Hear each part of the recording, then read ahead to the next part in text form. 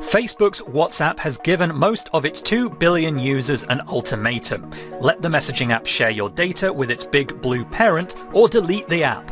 You've got until February 8th to make your mind up, and I'm here to help you understand this.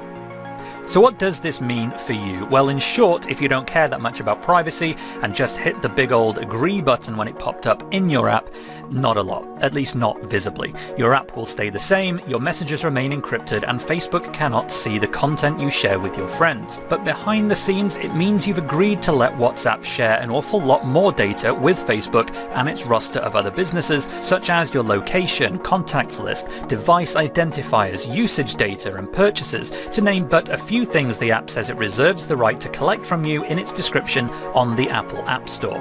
WhatsApp says this is to improve its services and show more relevant ads across all Facebook products.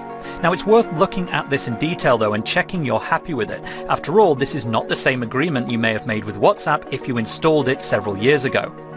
Not all privacy agreements are forged with equal strength, however. Europe's privacy laws are much stricter than they are in many other parts of the world, and as such, a different update applies to people who live in countries such as Belgium or the UK, Poland, Germany, France, Spain, Italy, or Denmark. I've read through both versions to save you the immediate hassle, and one example of a difference between the version that applies to the US and the one in Europe is that in the US, WhatsApp explicitly says it wants to be able to integrate with other Facebook company products. For example, it says, quote, allowing you to connect your Facebook Pay account to pay for things on WhatsApp, or enabling you to chat with your friends on other Facebook company products, such as Portal, by connecting your WhatsApp account. This text does not appear in the version applicable to Europe. Of course, there are many reasons born of convenience to agree to all this and keep using WhatsApp.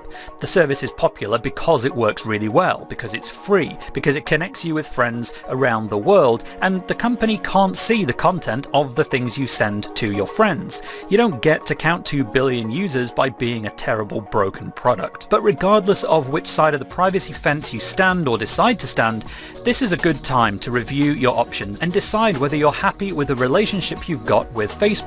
There are plenty of alternatives out there that don't come with the baggage of being part of a giant, sprawling social media empire. Signal, which is on Android and iOS, is one popular alternative. Either way, you've got until the 8th of February to decide. There's no opting out on this one.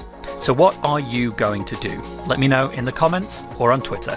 For Quick Take in London, I'm Nate Langson, and I've been Technically Speaking.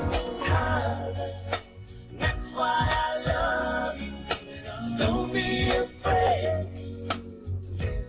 Show your true colors.